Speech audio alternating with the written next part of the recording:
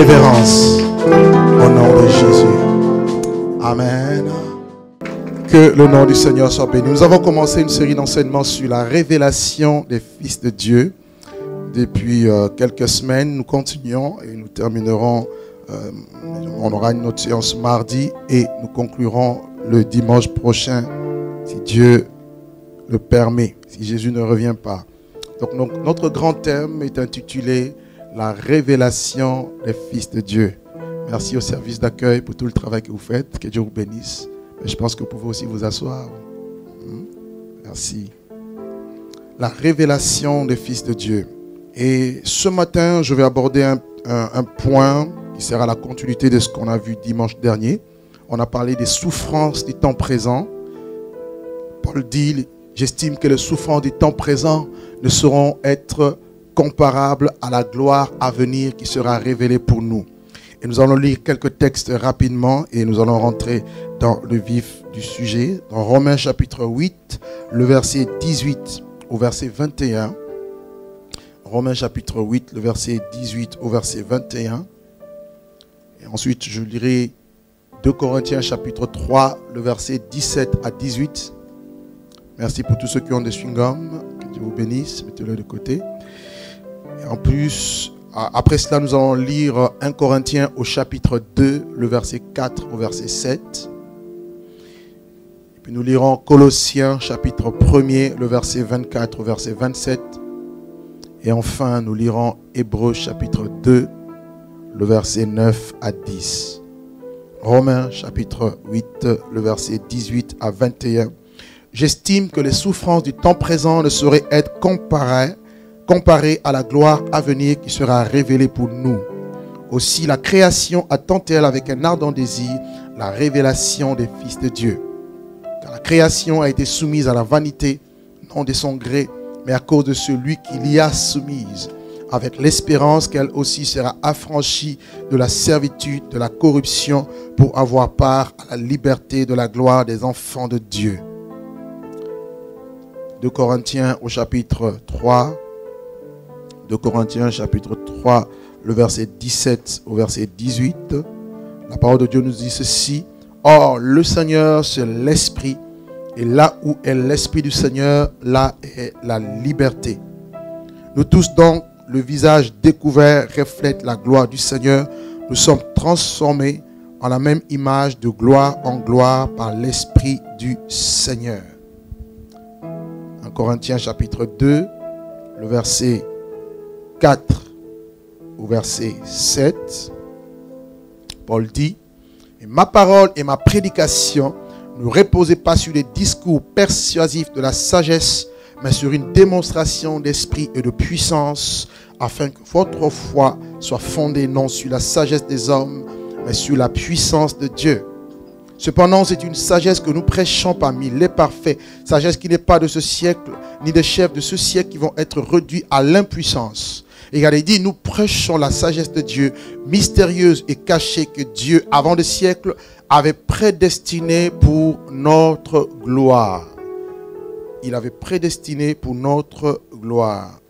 Colossiens chapitre 1er, le verset 24. Colossiens chapitre 1er, le verset 24 au verset 27.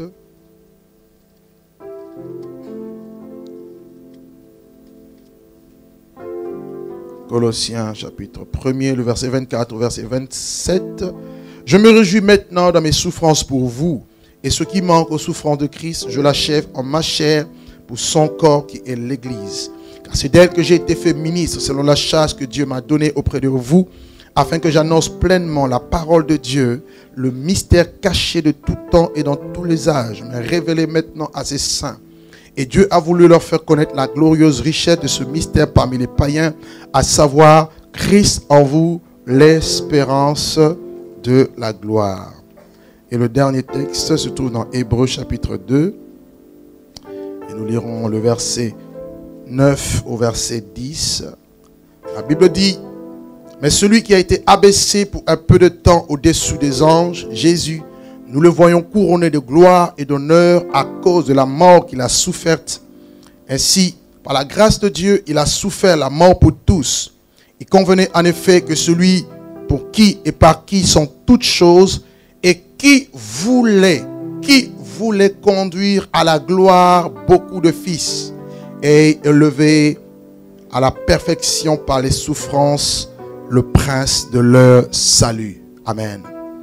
Dans tous ces textes, vous allez voir deux mots qui reviennent souvent: souffrance, puissance, esprit de Dieu. Et Paul nous disait que j'estime que les souffrances du temps présent ne sauraient être comparables à la gloire à venir. Dans ce thème sur la révélation des fils de Dieu, je nous ai parlé de la révélation. Qu'est-ce que c'était la révélation? Je nous ai parlé des fils de Dieu. On a défini qui était le fils de Dieu. Comment, quelles sont les caractéristiques des fils de Dieu. Nous avons parlé aussi de la chute au relèvement des fils de Dieu. Et nous avons vu aussi les souffrances. Or, on ne peut pas accéder à la gloire de Dieu sans pour autant passer par une étape d'épreuve, une étape de souffrance. On a eu le temps de développer sur la souffrance du temps présent. On a vu que la souffrance pour nous était une grâce, c'était un moyen de croissance. La souffrance pour nous était nécessaire pour nous conduire à la gloire de Dieu, et que cette souffrance concernait uniquement le temps présent, c'est-à-dire le temps éphémère dans lequel nous vivons dans cette chair. Nos années se lèvent à 70 ans et pour les plus robustes à 80 ans. Qu'est-ce que 70 ans, 80 ans de souffrance face à une éternité remplie de gloire et de magnificence dans la présence de Dieu. Et Paul dit, j'estime que les souffrances du temps présent, ce que nous vivons, nous subissons comme épreuve, fardeau, comme persécution, comme lutte, comme problème aujourd'hui, ça n'a rien à comparer avec ce que Dieu a réservé pour nous dans cette dimension de gloire. Et par la suite, et par ailleurs plutôt, il dira dans le livre de 2 Corinthiens, au chapitre 4, le verset 16, il dira que nos légères afflictions, il dit si notre homme extérieur se détruit, notre homme intérieur se renouvelle de jour en jour. Il dit, nos légères afflictions du moment présent produisent pour nous, au-delà de toute mesure, un poids éternel de gloire. Ainsi, Paul a beaucoup souffert dans sa chair à cause du royaume de Dieu et à cause du nom de Jésus, pour la cause de l'évangile. Dans Actes chapitre 14, verset 22, il dira que c'est par beaucoup de tribulations qu'il nous faut entrer dans le royaume des cieux. Donc la tribulation, les souffrances, les épreuves, c'est normal. Vous ne pouvez pas les éviter parce que ça fait partie du lot de la vie chrétienne, de la marche avec Dieu et de la révélation des fils de Dieu. On a vu également que la souffrance amortit la chair, amortit la nature adamique en nous. Et puisque la gloire est un poids, et ce poids en nous, dans le corps adamique, fait que nous souffrons. Mais quelqu'un qui accepte la souffrance selon la chair, accepte de vivre selon la volonté de Dieu, dans la plénitude de la grâce de Dieu. Paul a souffert, Paul a connu beaucoup de persécutions. Paul, il le dira dans 1 Corinthiens 4 par exemple, si vous notez 1 Corinthiens chapitre 4, 2 Corinthiens chapitre 4 et 2 Corinthiens chapitre 6, Paul nous détaille les souffrances auxquelles il a eu à faire face. Paul parle de ses tribulations, de ses calamités. Paul parle de ses détresses, il parle de ses coups, il parle des emprisonnements. Il parle des séditions qu'il a eues. Il parle des travaux de veille, de jeûne. Et si vous allez avec moi rapidement dans le texte de 2 Corinthiens chapitre 6, plutôt 11. 2 Corinthiens chapitre 11, allez-y rapidement avec moi. Je veux juste vous montrer un peu le lot de la souffrance, des souffrances de Paul. Paul a tellement souffert, il a tellement pleuré, gémi. Mais cela était nécessaire. 2 Corinthiens 11, à partir du verset...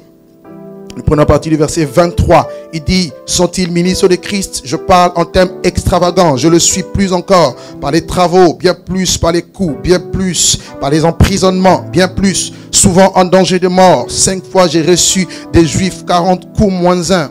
Il a eu de coups. Vous voyez, il a galéré, il a souffert. Verset 25. 3 fois j'ai été battu de verge. J'ai été une fois même lapidé. 3 fois j'ai fait naufrage. Et j'ai passé un jour et une nuit dans l'abîme. Vous imaginez? Fréquemment en voyage, j'ai été en péril sur les fleuves, en péril de la part des brigands, en péril de la part de ceux de ma nation, en péril de la part des païens, en péril dans les villes et en péril dans les déserts, en péril sur le mer, en péril parmi les faux frères. Il était même entouré de faux frères, de ceux-là même qui se disaient frères, sœurs, mais qui en réalité n'était là que pour lui affliger des souffrances. Il a souffert, tout comme beaucoup de chrétiens aujourd'hui subissent des persécutions. Elles peuvent être morales, elles peuvent être physiques, elles peuvent être d'ordre psychologique, mais les souffrances existent. Mais pendant que nous passons par ce temps, Dieu nous soutient par son esprit. Alléluia. Dieu nous fortifie. En effet, aucun enfant de Dieu n'échappera à la souffrance du temps présent. Pendant notre temps de pèlerinage sur cette terre, pendant que nous sommes en voyage, nous sommes en partance vers la gloire de Dieu. L'éternité se dessine juste devant nous. Aucun de nous n'échappera à la souffrance. Mais ce que j'aime avec Dieu, c'est que pendant ce temps de souffrance, Dieu nous a donné son esprit. L'esprit de Dieu qui amortit le choc de la souffrance. Alléluia. C'est-à-dire Étienne, pendant même qu'on le tenait, on le lapidait, il ne ressentait pas la douleur parce que lorsqu'il regardait vers le ciel, il voyait Jésus, le Fils de Dieu, debout à la droite de la majesté divine. Ainsi, la gloire, le poids de la gloire qu'il voyait ne pouvait être comparable à la souffrance qu'il pouvait ressentir. Lorsque l'Esprit de Dieu vous saisit, vous ne ressentez pas le choc de la souffrance. Vous ne ressentez pas le choc de la douleur, car Dieu vous donne un esprit supérieur, un esprit au-dessus des épreuves. Il te donne la paix dans la souffrance. Alléluia. J'aime cette chanson qui dit: j'ai soif de ta présence, divin, chef de ma foi. Et à un certain couplet qui dit: Dieu me donne la paix, mais la paix dans la souffrance. Jésus dit: vous aurez des tribulations dans le monde, mais une chose est sûre, prenez courage, car moi, Jésus, j'ai vaincu la mort. De même que j'ai vaincu, de même que vous allez vaincre. Et en effet, les souffrances du moment présent ne doivent pas nous faire peur. Quand nous regardons la souffrance, nous pouvons dire au diable, nous pouvons dire à notre chair: j'ai été crucifié avec Jésus. Si je vis maintenant, ce n'est plus moi qui vis, mais c'est Christ qui vit en moi. Et Paul dira plus loin en parlant aux Philippiens: il vous a été fait la grâce non seulement de croire en lui, mais aussi de souffrir pour lui. Lorsque vous souffrez pour Jésus, mais quelle grâce! Quelle grâce de souffrir! Vous ne le méritez pas. C'est une grâce, c'est une faveur. Et bien aimé, la souffrance des fils de Dieu que nous vivons momentanément sur cette terre nous introduira dans la gloire éternelle. Cette gloire infinie qu'on ne peut mesurer. Et c'est ce que tous les prophètes ont vu. Tous les prophètes qui avaient l'Esprit de Dieu, même lorsqu'ils parlaient de Christ, Pierre le dira, les prophètes qui ont prophétisé tout sur la grâce qui vous était réservée, ils ont fait de ces choses l'objet de leurs recherches et de leurs investigations. Pourquoi? Car ils voulaient sonder l'époque et les circonstances marquées par l'Esprit de Christ qui parlait en eux. Mais il leur fut dit, ce n'était pas pour eux, mais c'était pour vous. Ils ont vu et la gloire et la souffrance, mais ils ne savaient pas comment l'ajuster dans le temps. Mais la Bible dit qu'il fallait qu'il vienne. Celui qui devait naître est venu, il est né. Il naquit, il vécut et il passa par la croix. Mais non seulement la croix, il ressuscita le troisième jour et s'assit à la droite de la majesté divine. Et lorsqu'on est prophète, parce que tous les enfants de Dieu ont en eux l'Esprit de Dieu, ce qui les rend des potentiels prophètes. Selon Joël chapitre 2 verset 28. Dans les derniers jours, dit Dieu: je répandrai de mon esprit sur toute chair. Vos fils et vos filles prophétiseront. Vos jeunes gens auront des visions, vos vieillards des songes. En effet, il y a en nous l'esprit prophétique. Et là où il y a l'esprit prophétique, nous pouvons comme nous projeter dans le futur, quoique nous vivons dans le présent.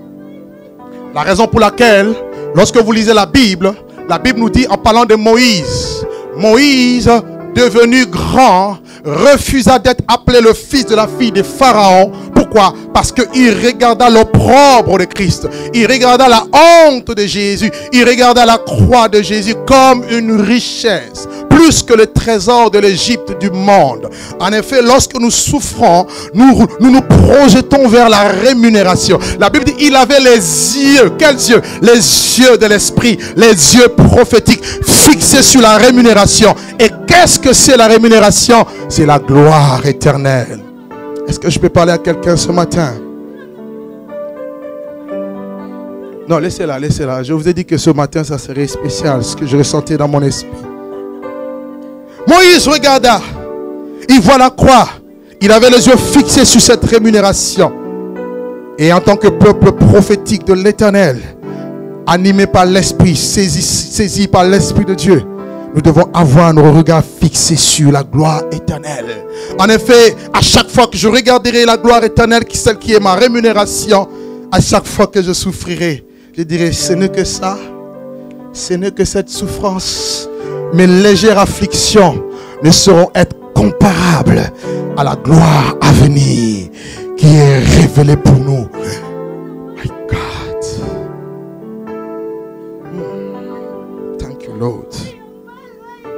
C'est la raison pour laquelle la Bible dit celui qui est descendu, celui qui a été abaissé au-dessous des anges, Jésus, vous le voyez couronné de gloire et de puissance. Dieu va souverainement le lever et va lui donner le nom qui est souverainement élevé. Pourquoi? Parce qu'il a connu la mort. Pourquoi? Parce qu'il a accepté la souffrance. Pourquoi? Parce qu'il a livré son âme. Il a livré sa vie.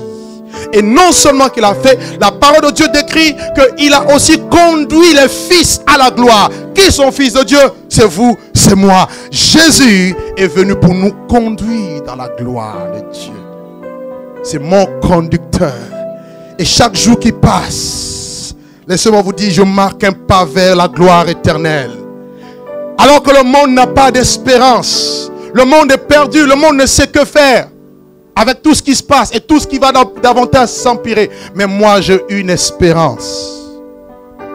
La gloire à venir. Quand on parle de la gloire, on voit l'honneur, on voit le respect, on voit l'éclat, on voit le poids. En effet, je vais développer deux points majeurs dans lesquels je vais essayer de mettre des petits sous-titres pour essayer de nous comprendre, essayer de nous faire comprendre cette réalité. Le grand point, vous pouvez noter, Christ est notre gloire. En effet, on l'a vu, Paul nous dit dans 1 Corinthiens chapitre 2, en parlant aux Corinthiens, il leur dit, je n'ai voulu savoir parmi vous autre chose que Jésus-Christ et Jésus-Christ crucifié. Et dit, lorsque j'étais chez vous, j'étais dans un état de crainte et de tremblement. Mais ma parole et ma prédication, elle ne reposait pas sur le discours persuasif de quelconque sagesse, mais sur une démonstration d'esprit et de puissance. Il dit par la suite, c'est une sagesse que nous prêchons parmi les parfaits.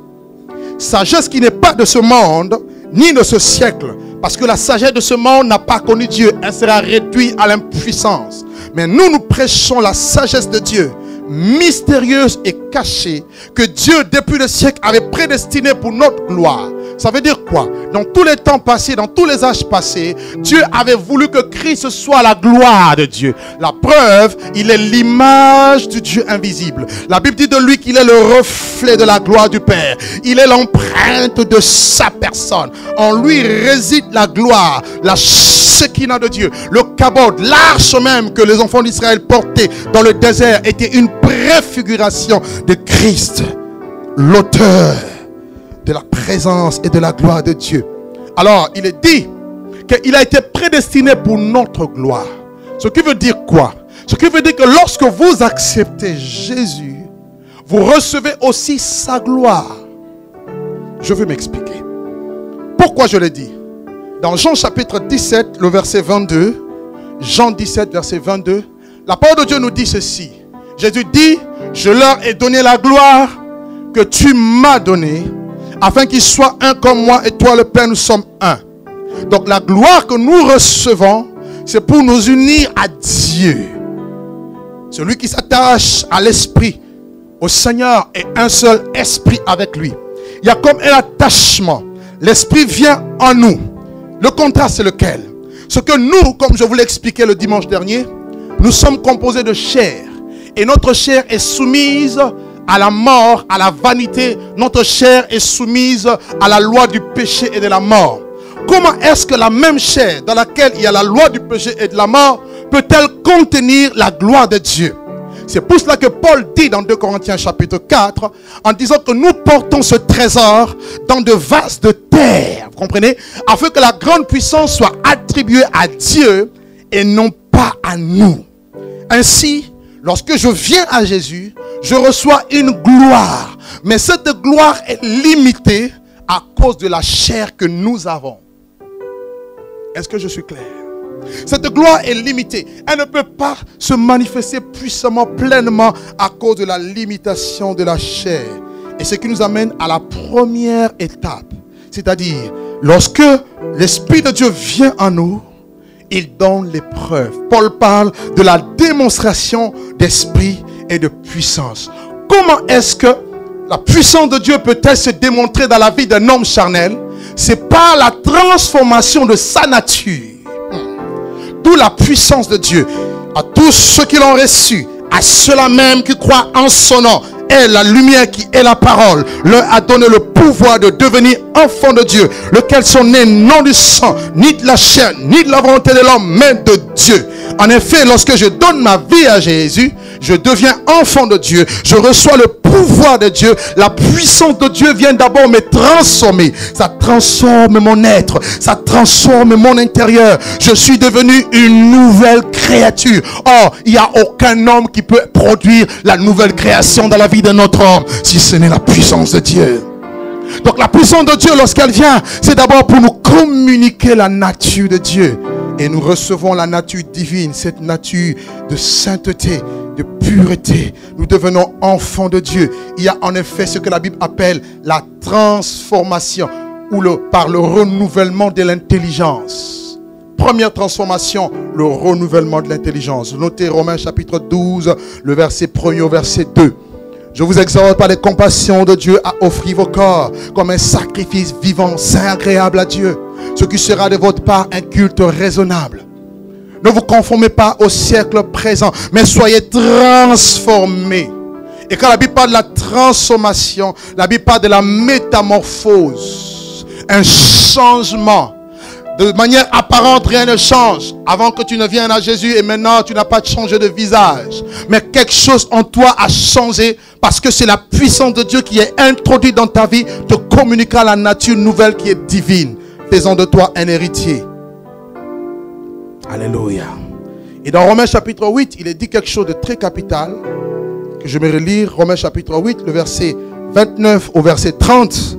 Il est dit, et ceux qu'il a connus d'avance, il les a aussi prédestinés à être semblables à l'image de son Fils, afin que son Fils soit le premier-né de beaucoup de frères. Et ceux qu'il a prédestinés, il les a aussi appelés. Et ceux qu'il a appelés, il les a aussi justifiés. Et ceux qu'il a justifiés, il les a aussi glorifiés. Il y a ici 4 étapes majeures à noter. 1. La prédestination. 2. L'appel ou la vocation. 3. La justification. Et 4, la glorification ou le fait d'entrer dans la gloire de Dieu. La prédestination, le fait que Dieu sait à l'avance toutes choses. Il sait lui-même qui sont ceux qui seront sauvés et ceux qui ne le seront pas. Qui accepteront. Si tu es sauvé aujourd'hui, Dieu le savait avant. Mais Dieu n'a pas destiné les gens à la mort. Le choix est à l'homme. Mais Dieu, sachant toutes choses, il sait qui accepterait et qui refuserait. Et nous tous qui sommes ici, si du moins nous l'avons reçu dans notre vie, nous sommes des personnes qui ont été prédestinées. Nous avons été prédestinés. Dans sa présence, Dieu nous connaissait. Et aujourd'hui, nous sommes enfants de Dieu. Et quelque chose de merveilleux. Et Dieu nous dit qu'il nous appelle. Quel est cet appel? L'appel à devenir héritier selon Ephésiens 1. Héritier selon sa grâce, afin de célébrer sa gloire avec le racheté. Et ont reçu le sceau de l'esprit comme un héritage, un gage de l'héritage de tout ce que Dieu s'est acquis pour célébrer sa gloire. Par la suite, ayant répondu à l'appel de Dieu, il nous a justifiés. C'est-à-dire quoi? Il nous a innocentés. Il nous a rendus justes et purs. Par le sang de l'agneau, Jésus est mort pour nos péchés. Il est ressuscité pour notre justification. Lorsque tu acceptes Jésus, que personne ne te condamne, que personne ne te rappelle ton passé, parce que Jésus-Christ a effacé ces choses. Tu es devenu une nouvelle créature et le passé est passé. Est-ce que tu peux m'aider à dire à ton voisin, le passé est passé? Il n'y a que le Satan qui rappelle aux gens leur passé. Il n'y a que le diable qui le fait. Jésus ne te le rappellera pas.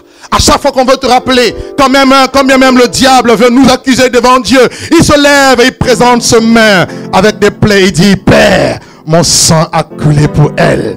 Mon sang a coulé pour lui. Ne le regarde plus tel qu'il est, mais regarde-le en moi. En Jésus, tu es pur. En Jésus, tu es saint. En Jésus, tu as un statut de fils de Dieu. Qui accusera les élus de Dieu? Qui les condamnera? C'est Dieu qui justifie. J'ai été justifié, innocenté, rendu juste.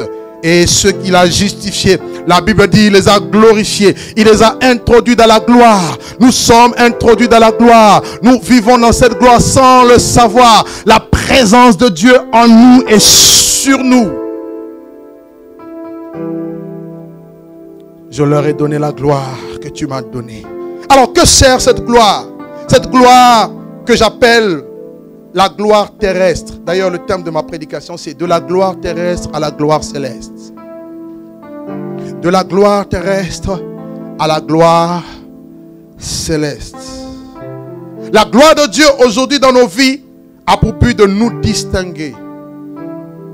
Vous verrez de nouveau la différence, nous dit Malachie, entre ceux qui craignent Dieu et ceux qui ne le craignent pas. Entre ceux qui le servent et ceux qui ne le servent pas. Éphésiens chapitre 1er, allons-y. Dans Éphésiens au chapitre 1er. La parole de Dieu est claire à ce propos. Vous lirez à partir du verset 1er au verset 13. Ainsi, puisque la gloire de Dieu en nous nous donne la nature de Dieu, elle vient aussi en nous et sur nous dans le but de démontrer au monde parmi lequel nous vivons la puissance de Dieu. Est-ce que je suis clair? Ainsi, Paul dit que ma parole et ma prédication ne peuvent pas reposer sur le discours des persuasifs des hommes, mais sur une démonstration d'esprit.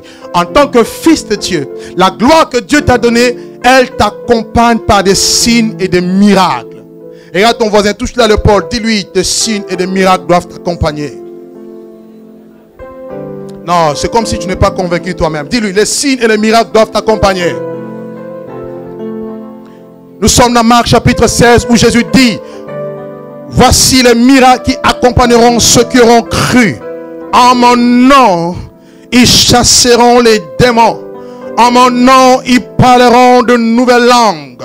En mon nom, ils imposeront les mains aux malades. Oh my God, quand je regarde ma main comme ça, je veux dire que dans ma main, il y a la guérison. Peut-être que toi, tu hésites encore, tu doutes, mais regarde un peu ta main. Il y a une guérison là. La Bible dit, impose simplement les mains. Parce que tu es fils de Dieu, fille de Dieu, tu verras le miracle. Tu n'es pas convaincu, sinon tu allais même acclamer Dieu. Parce que beaucoup de chrétiens aujourd'hui pensent que c'est réservé aux pasteurs, aux apôtres. C'est quelque chose de spécial. Non! C'est une prérogative. C'est un privilège réservé aux fils et aux filles de Dieu. Qui est fils de Dieu ici? Qui est fille de Dieu ici? Qui a accepté Jésus ici? Ah bien, les signes doivent t'accompagner. Les miracles doivent t'accompagner. Pourquoi? Parce que en démontrant la puissance de Dieu, le monde verra que nous sommes différents. Montre-moi dans cette religion-là. Est-ce que c'est l'islam? Est-ce que c'est le bouddhisme? Ou est-ce que vous pouvez voir ces choses? Mais en Jésus, je n'ai pas besoin d'avoir un titre particulier. J'ai besoin d'être fils de Dieu. Et si je suis fils de Dieu, la Bible dit même tu saisiras des serpents. Ils ne te feront aucun mal. Oh my God. Vous savez, il y a 2 jours, je suis allé sur Facebook, je voyais une vidéo qu'on a postée, un petit enfant qui jouait avec le serpent comme ça. Il tenait par la queue, le serpent fuyait, il le tenait. Je dis, waouh, si les petits enfants peuvent jouer avec le serpent comme ça, mais si c'était un grand comme toi, tu dis, yeah, c'est peut-être ma tante au pays. Non, frère.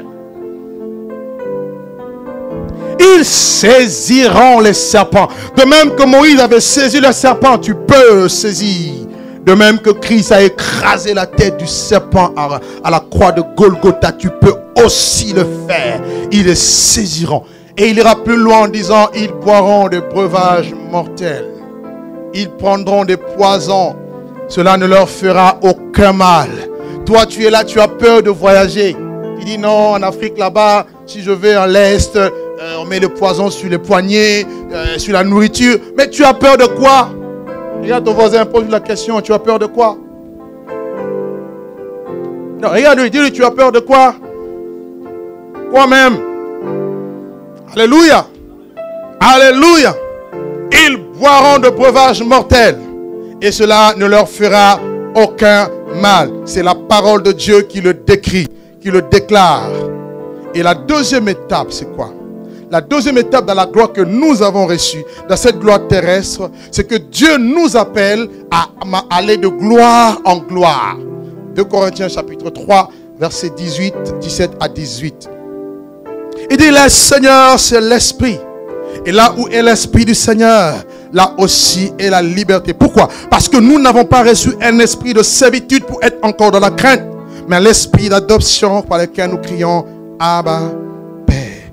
En effet, lorsque nous avons le Saint-Esprit en nous, lorsque nous avons Jésus, lorsque nous sommes fils de Dieu, Dieu nous amène de gloire en gloire. Comment?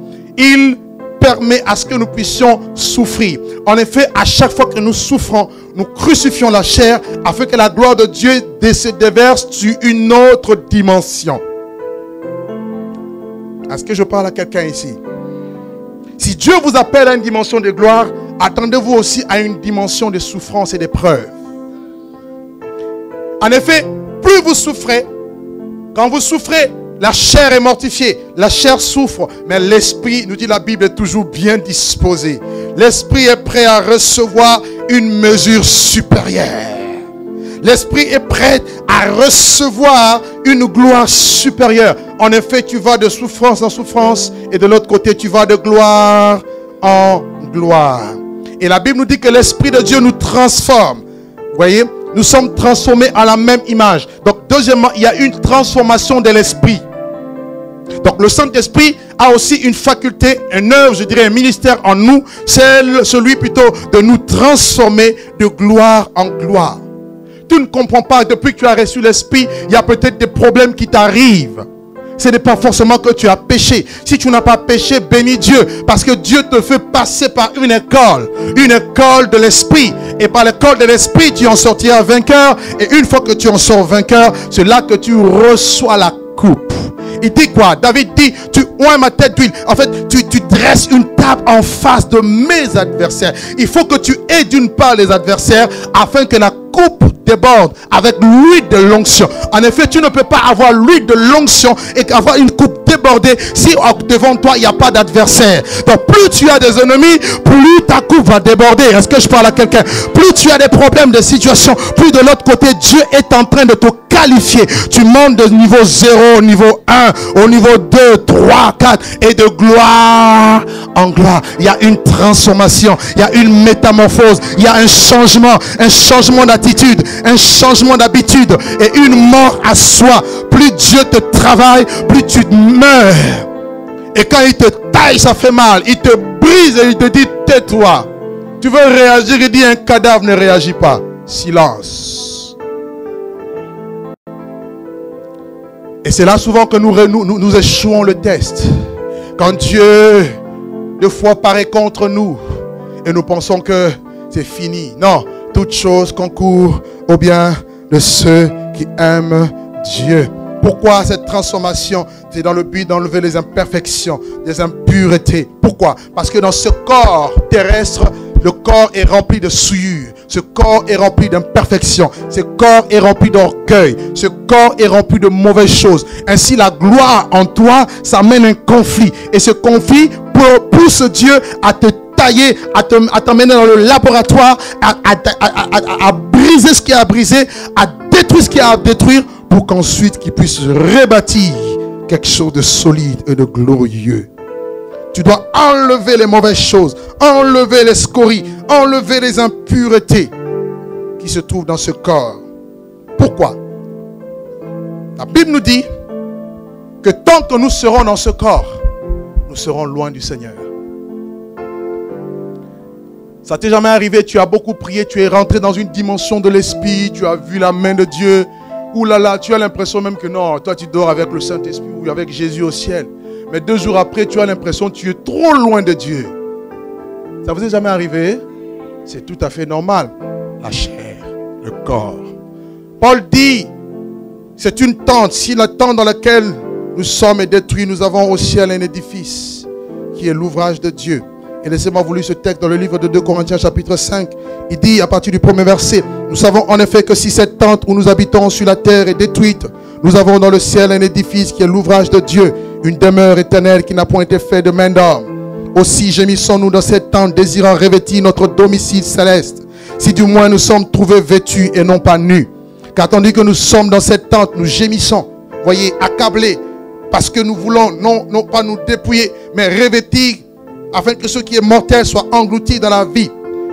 Et celui qui nous a formés pour cela, c'est Dieu, qui nous a aussi donné les arts de l'esprit, les prémices de l'esprit. Et il dit, et nous sommes toujours pleins de confiance, et nous savons qu'en demeurant dans ce corps, nous demeurons loin du Seigneur. Tant que tu es dans cette chair, tu es loin de Dieu. Voyez, tu es loin du Seigneur. Et la gloire de Dieu ne pourra pas se manifester pleinement. Il y aura des limites, il y a toujours des limites. Nous avons toujours une certaine mesure. Pourquoi? Parce que Dieu est trop saint, il est trop pur. La distance qu'il y a entre Dieu et nous, c'est deux extrêmes. C'est deux extrêmes, s'il vous plaît. Dieu est à l'est, nous sommes à l'ouest, complètement. Sur le plan sainteté, sur le plan pureté, sur le plan puissance, sur le plan gloire, sur le plan puissance. Et la raison pour laquelle Dieu nous amène ainsi dans les souffrances. Et quand il nous fait souffrir, nous ressentons la douleur dans notre chair, dans notre corps. Et cette douleur-là, en fait, c'est ta gloire. C'est une bonne chose. Pourquoi? Parce qu'il dit, si notre homme extérieur s'est détruit avec le temps, avec le poids du péché, avec l'âge, avec la loi de la mort qui est en nous, nous avons la mort à l'état latent qui fait que chaque cellule avec le temps se dégrade, meurt, se tue, se meurt. Et nous vieillissons et nous allons vers la destruction. Tout est en voie de dissolution. C'est ce que Paul appelle être soumis à la vanité. Voyez, tout est soumis à la vanité. Et de ce fait, qu'est-ce que Dieu fait? Dieu, parce que notre corps se détruit, lui, il renouvelle en nous l'esprit en nous chaque jour. Donc la gloire d'un enfant de Dieu, ce n'est pas d'être heureux sur le plan charnel, physique, tous les jours. Parce qu'il y a des moments où vous pouvez tout avoir, mais vous sentez une misère en vous. Vous sentez une détresse en vous. Vous sentez comme une pression en vous. C'est normal. Dieu veut vous soumettre à la mort pour que l'esprit en lui, en vous, puisse prendre vie. En effet, il y a la loi de 2 poids 2 mesures. La gloire de Dieu vous tire vers le haut et les souffrances vous tirent vers le bas. Et plus tu descends vers le bas, mieux tu vas monter en haut. Quelqu'un n'a pas compris cette parole? C'est la raison pour laquelle le Fils de Dieu lui-même a connu cela. La Bible dit, il s'est dépouillé de sa gloire. Il a pris la forme humaine. Il s'est humilié jusqu'à la mort, même jusqu'à la mort de la croix. Et après la mort de la croix, Dieu va souverainement le lever. Dieu va le transporter dans une nouvelle dimension de gloire, mais une gloire éternelle sans limite. Alors que quand Jésus était ici, sa gloire était un peu limitée, je le dirais, parce qu'il s'est dépouillé de sa gloire. En lui était habité corporellement la plénitude de la divinité, mais vous ne pouvez pas le voir. Il était limité par la fatigue, il était limité par la faim, il était limité par la soif. Il pouvait dormir, il pouvait pleurer, il pouvait gémir, il pouvait ressentir des choses. Et Dieu l'a permis. Et lui-même le dira, si le grain de blé qui tombe à terre ne meurt, il reste seul. Mais s'il meurt, il portera alors beaucoup de fruits. Est-ce que je peux dire à quelqu'un une chose? Avant de monter, il faut descendre. Il faut descendre avant de monter. Tu dois mourir avant de ressusciter. Tu dois disparaître avant de paraître. Tu ne comprends pas. Tu dois souffrir avant de te réjouir. Tu dois s'aimer avant de moissonner. Que des gens qui veulent moissonner, alors ils n'ont rien semé. Si le grain de blé, ta vie doit être une sémence. Dieu veut que tu meurs. Aide-moi à dire à ton voisin, meurs. Car il n'y a pas la gloire sans la mort. Mais bien aimé, le Fils de Dieu lui-même a connu cela. Pour montrer le chemin de la gloire, il est lui-même mort. On l'a enterré. On disait c'est fini. Mais la Bible dit le troisième jour, notez bien le chiffre 3 parce que j'en parlerai tout à l'heure vers la fin. Le troisième jour, alors qu'il était dans ce corps semblable au nôtre mais sans péché, sans le secours d'aucune main, la puissance du Saint-Esprit a réintégré le corps et Jésus a été ressuscité mais avec un corps de gloire. Quelqu'un ne m'a pas compris. Je disais quelqu'un ne m'a pas compris. Quelqu'un ne m'a pas compris. Ça nous amène à la troisième étape. La troisième étape que j'appelle recevoir la gloire céleste ou encore entrer dans la gloire céleste. Et nous allons prendre un texte, deux textes d'ailleurs. Je vais rapidement lire Philippiens 3, vous notez Philippiens chapitre 3 versets 20 à 21 où Paul dit: mais nous sommes citoyens des cieux, d'où nous attendons aussi comme Seigneur et Sauveur Jésus-Christ, qui transformera le corps de notre humiliation en le rendant semblable au corps de sa gloire, par le pouvoir qu'il a de s'assujettir de toutes choses. Il dit: nous sommes citoyens des cieux.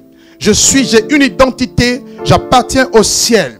Mais étant sur terre, dans ce corps de terrestre de péché, je porte une gloire qui fait que j'aspire à une gloire plus élevée. Et il dit, nous attendons quoi? Nous attendons, il dit quoi? Il dit, en attendant d'être transformé, en attendant le Seigneur Jésus qui va transformer notre corps d'humiliation en le rendant semblable au corps de la gloire. Et regardez bien, Jésus va revenir pour nous qui sommes chrétiens, nous qui sommes enfants de Dieu, fils de Dieu. Il reviendra pour nous chercher, pour que nous puissions sortir de cette dimension de corps terrestre pour entrer dans la dimension de corps de gloire, de corps céleste. Amen. Amen.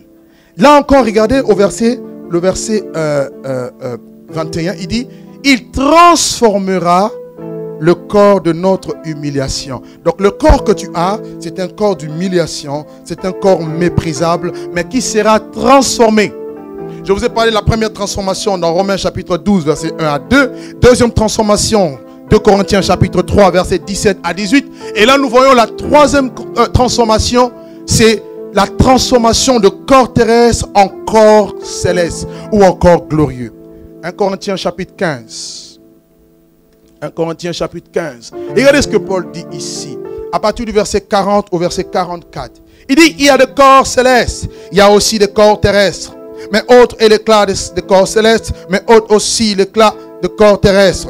Autre l'éclat du soleil, autre l'éclat de la lune, autre l'éclat des étoiles. Même une étoile diffère en éclat d'une autre étoile. Ainsi en est-il de la résurrection des morts. Le corps est sémé corruptible et il ressuscite incorruptible. Il est sémé méprisable et il ressuscite glorieux. Il est semé infirme, il ressuscite plein de force. Il est semé naturel et il ressuscite corps spirituel. S'il y a un corps naturel, il y a aussi un corps spirituel. Notez ça très bien. Amen. La Bible nous parle ici de deux corps. Je vous ai parlé du corps terrestre, le corps que nous avons, qui a reçu la gloire, mais à une petite dimension. Alors, pour que ce transfert soit fait du corps physique qui est naturel au corps spirituel qui est céleste, il faut qu'il y ait une transformation. Et cette transformation aura lieu à ce que la Bible appelle le jour de l'enlèvement de l'Église.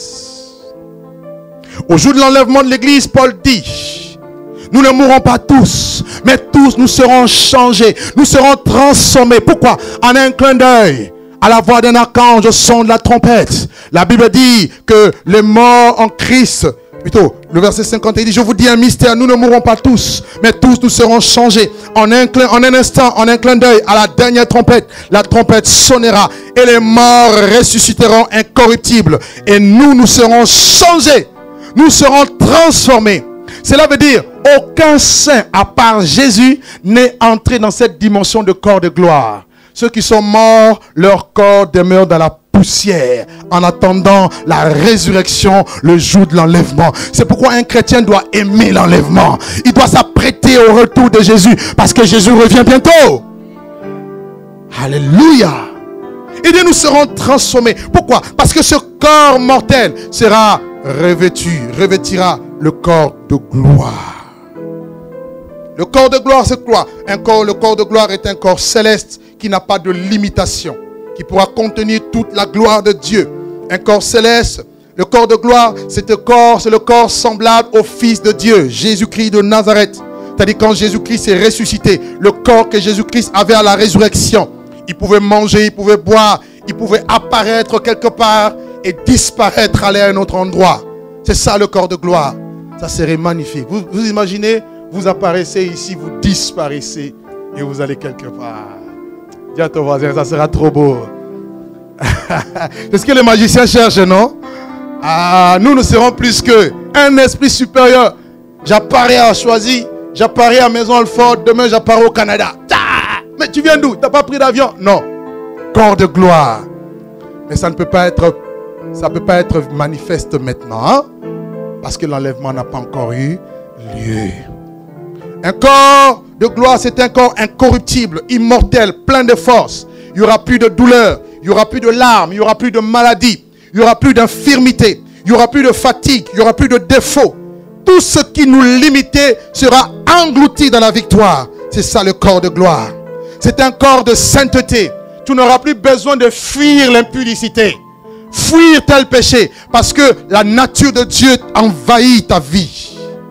Il y a ce qu'on appelle la rédemption totale, ou l'adoption totale, où l'âme, le corps et l'esprit est régénéré en un corps de gloire. Le corps de gloire, c'est un corps de la perfection, un corps d'excellence. Et c'est ce que la Bible appelle la gloire à venir. Quand Paul dit que les souffrances du temps présent ne sauront être comparables à la gloire à venir, il veut parler de cette dimension où nous allons avoir des corps de gloire et nous allons revêtir le corps de gloire. Et quand est-ce que cela aura lieu? Quand est-ce que les fils de Dieu vont être manifestés à l'humanité? Ça sera pendant le millénium. Le règne de 1000 ans, où Jésus va régner pendant 1000 ans et nous régnerons avec lui. Et présentement, nous sommes en train d'attendre cela. Alors, Paul nous parle de deuxième chose que j'aimerais évoquer rapidement. Il parle du deuxième grand point. Le premier point, je vous ai dit, c'était quoi? Grand point. Oh, vous avez oublié. Christ est notre gloire. Et nous avons cette gloire dans ce corps terrestre. Deuxième point. Christ est notre gloire à venir. Et je m'explique. Et c'est là que Paul dit, je me réjouis maintenant dans mes souffrances pour vous. Et ce qui manque aux souffrances de Christ, je l'achève dans mon corps pour son Église. Car c'est d'elle que j'ai été fait ministre, selon la charge que Dieu m'a donnée. Voyez, de prêcher le mystère de Dieu, le mystère caché de tout temps, parmi les païens, à savoir Christ en vous, l'espérance de la gloire. Et prenez un autre texte avec moi rapidement dans le livre de Colossiens chapitre 3 verset 4. Colossiens chapitre 3 verset 4. La Bible dit, quand Christ votre vie paraîtra, alors vous paraîtrez aussi avec lui dans la gloire. Christ est notre vie, il paraîtra, mais nous paraîtrons aussi avec lui dans la gloire. 1 Jean chapitre 3 verset 2 à 3. L'apôtre Jean nous dit ceci, bien-aimés, nous sommes maintenant enfants de Dieu et ce que nous serons n'a pas encore été manifesté. Mais nous savons que lorsqu'il paraîtra, nous serons semblables à lui parce que nous le verrons tel qu'il est. Quiconque a cette espérance se purifie lui-même comme lui-même est pur. Donc le deuxième type de gloire, c'est ce que la Bible appelle la gloire à venir ou encore l'espérance de la gloire qui est Christ. Alors définissons un peu, c'est quoi une espérance? Une espérance est un sentiment de confiance en l'avenir. Vous voyez? L'espérance porte toujours vers l'avenir. On a confiance à quelque chose qui va arriver, à une réalisation qui aura lieu demain, à un espoir. Vous voyez? Une espérance est une chose qui est l'objet d'une attente. Et quand la Bible dit que Christ est notre espérance, notre gloire est notre espérance, cela veut dire quoi? En attente de la résurrection, notre corps doit faire en sorte que nous puissions atteindre cette dimension. La raison pour laquelle Dieu nous inflige certaines situations, pour nous préparer à cette gloire à venir. Il serait impossible de participer à quelque chose de glorieux avec Jésus sans pour autant participer aux communions de ses souffrances. Est-ce que je me fais comprendre? Et la raison pour laquelle Paul dira par la suite, il dira, tout ce qui était pour moi des gains, je les ai regardés comme une perte à cause de l'excellence de la connaissance de Jésus-Christ, mon Seigneur. et je regarde toutes choses comme une perte. Il dit, ainsi je connaîtrai Christ, ainsi que la puissance de sa résurrection. Et pour parvenir, si je puis, à la résurrection d'entre les morts. Et Paul est clair ici, regardez. Il dit, quand Christ votre vie, dans d'autres versions, votre gloire, quand Christ votre gloire paraîtra, alors vous paraîtrez aussi avec lui dans la gloire. Qui veut paraître avec Christ dans la gloire? Il est sûr que le Christ revient. Il est sûr qu'il va paraître bientôt dans la gloire. Et la Bible dit, quand il paraîtra, nous paraîtrons aussi. Et Jean dira, ce que nous serons, le corps de gloire que nous aurons, maintenant ce n'est pas encore manifesté. La raison pour laquelle les fils de Dieu d'aujourd'hui ne sont pas pleinement manifestés à la création, parce qu'ils n'ont pas encore le corps de gloire. Mais lorsque le corps de gloire, on l'aura revêtu, mes bien-aimés, je vous assure, tu te présenteras devant, je ne sais pas, un crocodile, tu lui parleras, il va obéir. Mais aujourd'hui, ce n'est pas encore le cas. À cause de cette nature de faiblesse, cette nature de péché. La raison pour laquelle nous allons tous mourir. Et si nous ne mourrons pas, nous serons tous transformés pour revêtir le corps glorieux. Dieu veut en sorte que tous ses enfants puissent connaître la puissance de la résurrection. En effet, sans la résurrection, on ne peut pas parler de la gloire de Dieu. Est-ce que quelqu'un m'entend? Vous savez, lorsqu'on a posé la question à Jésus, et quelqu'un lui a dit, les pharisiens lui ont dit, nous voulons te voir faire un miracle. Qu'est-ce que Jésus va leur répondre? Les lecteurs de la Bible. Jésus dit quoi?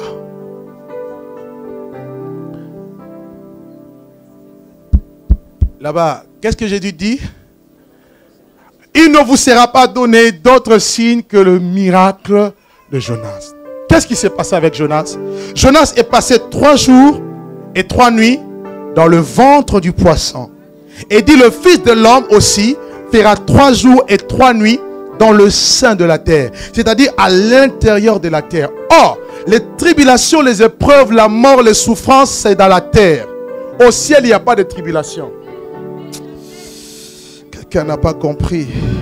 La Bible dit, réjouissez-vous cieux, et vous qui habitez le ciel, malheur à la terre et à la mer, car le diable est descendu vers vous, animé d'une grande colère. Donc le diable fait tout, il fera tout pour que nous puissions souffrir. Il poussera les hommes et les femmes à la souffrance comme ils ont crucifié le Fils de Dieu.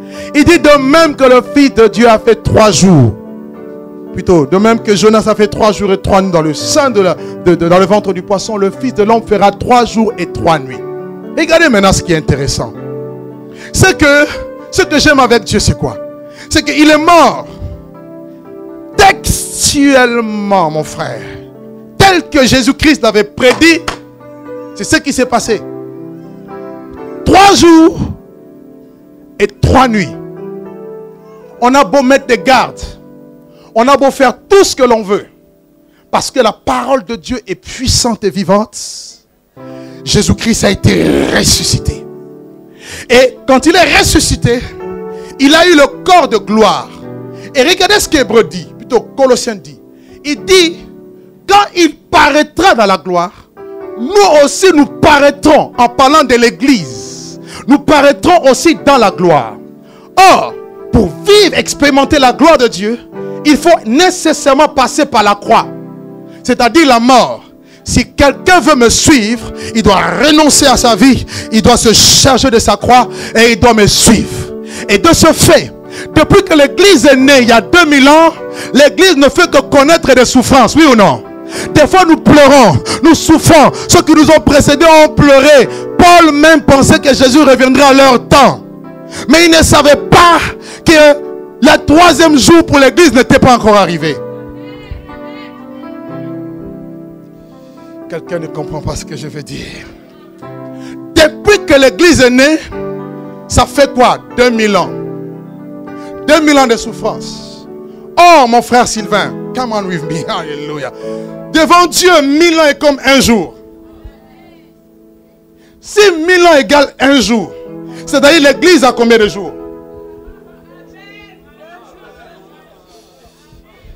Come with me, my brother. Je dis, depuis que l'église est née jusqu'à aujourd'hui, ça fait 2000 ans. Or, Psaume 90 nous dit, 1000 ans égale comme un jour devant Dieu. C'est-à-dire, devant Dieu, l'église en fait combien de jours? Oh, la résurrection, c'est le deuxième jour ou le troisième jour? Donc les 2 jours sont passés. Nous sommes en train maintenant d'attendre le troisième jour qui va bientôt arriver. Le troisième jour, c'est le jour de la restauration. C'est le jour de la résurrection. C'est le jour quand la puissance de la résurrection commence à agir. On ne sait pas par quelle route ça va venir. La raison pour laquelle il a dit, vous ne connaissez ni le jour, vous ne connaissez ni l'heure. Soyez simplement prêts. Et je suis venu dire à l'église d'aujourd'hui, c'est que notre gloire arrive. La gloire à venir est proche. Et nous allons bientôt toucher. Puisque 2 jours sont passés, rien ne dit que nous allons faire 3000 ans. C'est-à-dire comme un jour égale 1000 ans et que 1000 égale un jour, c'est-à-dire qu'il peut revenir aujourd'hui comme demain, comme après-demain. Mais ce que je sais, c'est que les 2 jours passés, et nous sommes en train de me préparer au 3e jour. Le temps que j'appelle le temps Kairos. Le temps de la visitation. Le temps où Dieu va venir pour relever son peuple. Parce que son peuple souffre trop. Il y a des chrétiens dans ce monde qui sont assassinés chaque jour. Il y a des chrétiens qui passent par des persécutions. D'autres sont décapités. Il y en a qui pleurent comme d'Apocalypse. L'esprit et l'épouse disent viens. Le Seigneur est à la porte. Il dit mon fils je reviens bientôt. Annonce-leur que la révélation des fils de Dieu sera déclenchée par l'enlèvement de l'église. Parce qu'au jour de l'enlèvement, notre corps sera transformé. Oh, je bénis Dieu parce que tu es en train de nous préparer dans une vie de sainteté, dans une vie de pureté, dans une vie de grâce, dans une vie de sanctification, dans une vie de préparation. Parce que la gloire est en train d'arriver.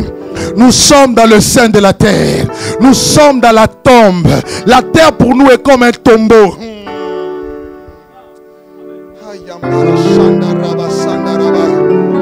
Jésus, tu es couronné, tu es proclamé roi. Je veux dire une chose, la terre pour nous est comme la tombe. Jésus est le chemin. Le même chemin qu'il a connu, nous allons vivre cela. Il a dit, s'ils ont fait ces choses au bois vert, quand sera-t-il au bois sec? L'église c'est le bois sec. Tu ne peux pas fuir la souffrance. Mais une chose est sûre. Je veux dire à un enfant de Dieu, une vérité est sûre. C'est que nous entrons dans le 3e jour. Nous sommes à l'aube du 3e jour. Nous sommes à l'aube du 3e millénaire. Nous sommes à l'aube où Jésus-Christ va venir nous transformer. Nous ne connaissons pas le jour de l'enlèvement. Ça peut venir aujourd'hui tout comme demain. Mais bien aimé, regardez ce qui se passe aux États-Unis. La bête est déjà là. La marque de la bête est déjà là. Les prophéties bibliques concernant le retour de Jésus sont là sous nos yeux. Qu'avez-vous encore à attendre? La raison pour laquelle l'église doit être vigilante. L'église doit se réveiller. Le peuple de Dieu doit entendre le son de la trompette. Heureux le peuple qui connaît le son de la trompette. Bientôt la 7e trompette va sonner et nous partirons avec lui. Je serai vêtu de gloire et je monterai avec lui dans la gloire. Lorsqu'il reviendra, il dit mes brebis entendent ma voix et elles me suivent. Jésus, tu es couronné. Alléluia. Éternel, par nos louanges. Vous savez, il n'y a rien. Viens Jésus prendre juste la place du roi. L'équipe de louange, vous êtes un peu trop distrait. Il faut toujours bouger avec le prédicateur. Alléluia. Oh my God. Dieu m'a transporté depuis ce matin, 1h du matin jusqu'à présent. Il a coupé mon sommeil. Il a commencé à m'enseigner point par point ce que je suis en train de vous dire. Parce que la révélation de Fils de Dieu est pour bientôt. Le monde en a assez. On ne sait plus vers qui se tourner. Dieu n'a qu'un peuple. C'est toi et moi. C'est toi le sel de la terre. C'est toi la lumière du monde. Mais avant que cela soit manifesté, il faut que tu puisses partir. Il faut que nous partions. Et ce jour-là, mes bien-aimés, j'aime Dieu. Parce que ce jour-là, ça sera un enlèvement massif. Il y a des gens qui sont en Afrique, en Amérique, en Asie, en Europe, en Australie, partout, entendront le sang. Et nous partirons tous. Nous laisserons ces vêtements. Nous revêtirons le corps de gloire. Et nous monterons. La gloire et la Shekinah de Dieu entrera en nous. Et nous serons avec lui au siècle des siècles. Et d'éternité en éternité. Mes bien-aimés, regardez, regardez. Tu seras avec Abraham. Tu seras avec Noé. Tu seras avec Jérémie. Tu seras avec Daniel. Tu seras avec tous ces grands qui ont espéré, qui étaient aussi fils de Dieu.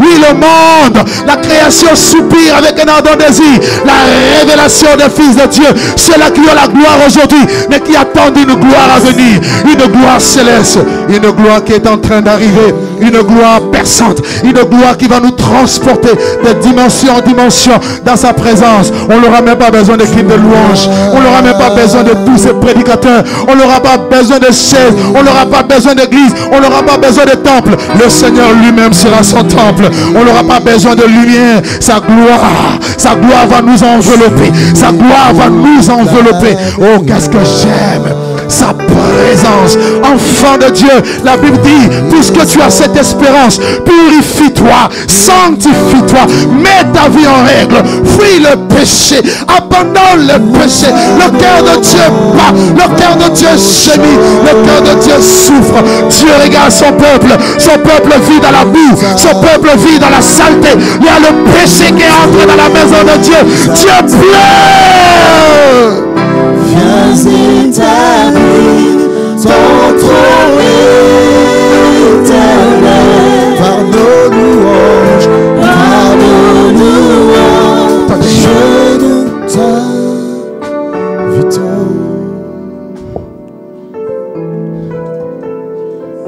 On ne joue pas avec Dieu. On ne joue pas avec le jour de l'esprit.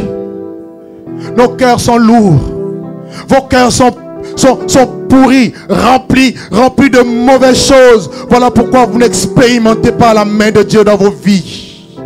L'Esprit de Dieu me dit de vous dire, une race incrédule, une race d'adultère, une race de pécherés, de pécheresses, de pécheurs et de pécheresses. Voilà les choses qui font fuir la gloire de Dieu. Dieu veut que tu vives dans la sainteté. Mets ta vie en règle. Sanctifie-toi. Prépare ton cœur comme un autel. Prépare ta vie. Il revient et il revient bientôt. Il va te sortir de la tombe. Il va te sortir de cette mort pour t'introduire avec lui dans cette gloire.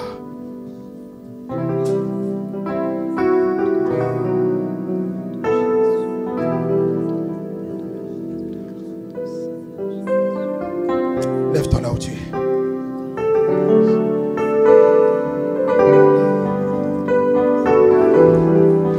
J'ai une image dans mon esprit où je vois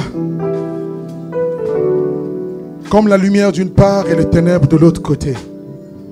Nous allons nous repentir. Nous allons nous repentir de tous nos péchés.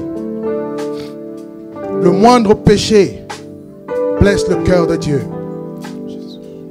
Ton cœur qui a du mal à pardonner, tu vas demander pardon à Dieu pour cela. Élève ta voix, commence à prier. Commence à prier. Fais une prière de repentance. À moins que tu sois enceinte, si tu n'es pas enceinte, tu n'es pas malade, lève-toi. Lèvons-nous tous, à moins que nous soyons enceintes ou malades.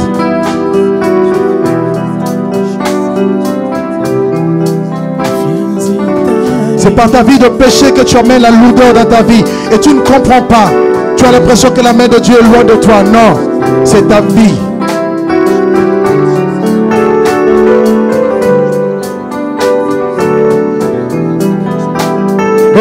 Répands-toi, prie. Élève ta voix, prie.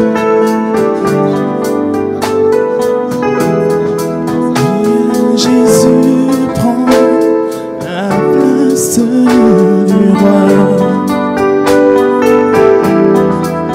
Viens, Jésus prend la place du roi.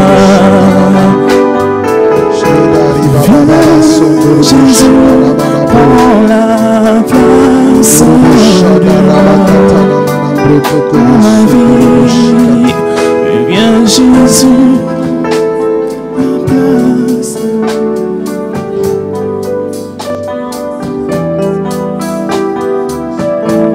Pleure pour tes péchés, pleure pour le péché de ta famille. Pleure, pleure.